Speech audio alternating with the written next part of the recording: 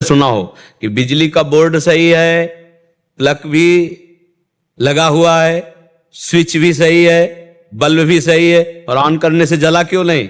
बोले कनेक्शन सही नहीं है। बस चावल भर कनेक्शन हटा, इसलिए ऑन ऑफ करते रहो, कोई फर्क नहीं पड़ेगा। और थोड़ा और कनेक्शन सही हो जाए, एक बार में जल जाएगा? नहीं जल जाएगा। हमारा कनेक्शन सही नहीं है, हमारा चिंतन सही नहीं है, हमारा समर्पण सही नहीं है। अभी अहम बकाया रह गया है। तन वांग मनोभीर अमलई सोहम तवै वाश्रिता। शरीर मन वाणी और अमलई निर्विकार भाव से मैं स्वयं प्रभु के चरणों में शरण, तो शरणागति पक्की। फिर निर्भय निसंकोच आनंद में आप बेपरवाह मस्त हो जाएंगे। वही चाहे माँ कहो चाहे पिता कहो, वही हैं, वही है पिता।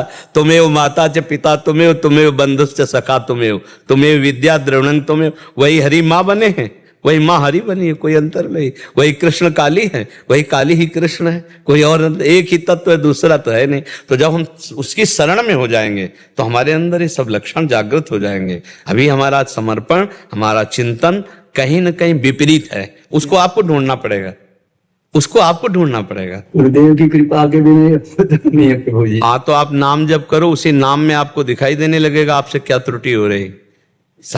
हाँ, आप नाम जप करो, जो आपको प्रिय लग रहा हो, जो आप जप रहे हो, और एकाकार जपो।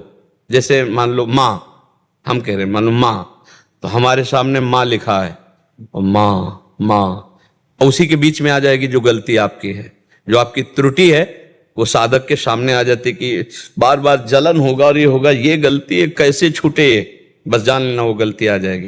पूरा का पूरा अंतःकरण की छानबीन भजन के समय होती है। जब हम एकाग्रता पूर्वक भजन करते तो हमारी सबसे ज्यादा जितनी गंदगी होती जो, वही सामने आती, वही हमारे सामने आने लगे। एकदम ऐसा ही होता, क्योंकि अपने लोग चल रहे हैं, अपने लोग कोई प्रवचन थोड़ी कर रहे हैं, उसी मार्ग में चल रहे हैं, तो उसको देखा है, और उसी कमियों को हम क्रमशः दूर करते हैं। धीरे धीरे एक एक बात पकड़ी, आज ये छोड़ा, फिर ये छोड़ा, फिर ये छोड़ा, और धीरे धीरे निरपेक्ष होते चले जा रहे हैं। नया संस्कार न बनने पावे, पुराने संस्कार निकल रहे हैं, और भजन हमारा एक तार चलेगा, तब ये पकड़ आएगी। ऐसे मनोरंजन वाला भजन नहीं काम करता, इसमें काम करता है एक तार भजन। तन्मयता पूर्वक देख भी रहे हैं, वही सुन रहे हैं, वही हम अंदर से जप रहे हैं। फिर उस समय सारी कमियां आ जाएंगी आप में, जो जो कमी है वो उस समय दिखाई देने लगेगी। ये कमी है, ये कमी है, ये कमी है। बस उन कमियों को अपने दिमाग में नोट करो और धीरे धीरे हटाओ, तो आप शरण में माँ के होते चले जाओगे। माँ को पुत्रो जायते कुचिदपि कुमाता न भवति। उन्होंने तो प्यार ही किया है। हमारी तरफ से जो कमी है उसको हम माँ के ज्ञान बल से, बुद्धि बल से दूर करते हैं, और माँ के करुणा में चरणों का आश्रय लेकर के माँ स्वरूप हो जाते हैं। चिद चिद लक्षणम, चेतन अचेतन वही तत्व है, उसी में लीन हो गए, तब हो गया। माँ में इतना चिंतन करे कि अपना स्वरूप माँमय हो जाए, तभी माना जाएगा कि आप माँ के पूर्ण शरणागत हो गए। नहीं, हाँ, ये ढांचा केवल है, अंदर मंदिर में माँ ही बैठी है। तो माँ ने इतना तो ज्ञान करा भी दिया है, अनुभव में नहीं आया। बस अनुभव बिना ज्ञान। जैसे मान लो हम कहा कि खीर बनाने की पूरी प्रक्रिया पता है, पर कभी बना के नहीं खाया, तो अधूरा है ना प्रक्रिया। एक बार चक बना करके खाए तो ये बात अनुभव में आ जाए, तभी अनुभव गम में भजे जय संता। ज्ञान तो बहुत लोगों को है, लेकिन उसका अनुभव कहाँ है? अनुभव हो जाए तो जीवन मुक्त हो जाए, आनंदमय हो जाए। ठीक है महर्षि, जैसे हमें प्यारी जी श्री जी राधा रानी से प्रेम है, और उनके भक्तजनों को उन पे पूरा दृढ़ विश्वास है, और वो प्रेम भी करती हैं हमसे। तो वैसे जो माँ के भी बहुत सारे भक्त हैं, तो माँ भी वैसा ही प्रेम दुलार वैसा। आप सच्ची मानिएगा कि माँ को जो नहीं भजते उनको भी माँ दुलार कर रहे हैं, फिर जो माँ को भज रहे हैं उनको दुलार कैसे ले करेगी? देखो ना, पूरी सृष्टि का पालन पोषण माँ के द्वारा ही तो हो रहा है। आद्या शक्ति त्रिगुणमयी माया माँ भगवती अम्बा ही तो पूरे जगत का पालन पोषण कर रही हैं। हरि की शक्ति से तो सब हो रहा है, तो शक्ति स्वरूपा यही तो है माँ, यही तो जगदम्बा है। तो हमें लगता है यदि हम प्यार से भजन करेंगे तो निश्चित यही सब हैं।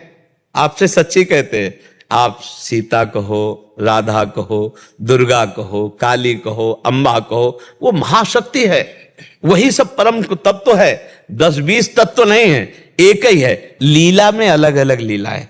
कहीं माँ का शांत रूप है, गौरी शांत रूप, कहीं विकराल चामुंडा भद्रकाली कहीं विकराल कहीं शांत, उन्हीं के सब रूप है।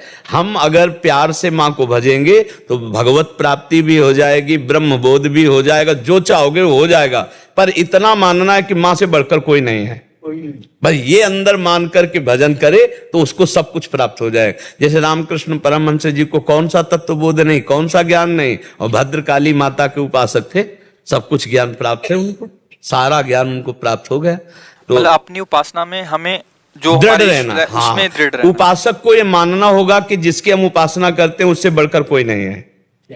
जब ये मानेगा तभी उसकी आसक्ति उस पर होगी, वो चाहे जो उपासना, जैसे हम राधा चरणों के उपासक हैं तो इसके आगे कुछ नहीं, आप माँ के उपासक तो माँ के आगे कुछ नहीं, राम उपासक राम के आगे कुछ नहीं, शिव उपासक शिव के आगे कुछ नहीं, तभी समझ में आएगा, क्योंकि उनके सिवा कोई है नहीं।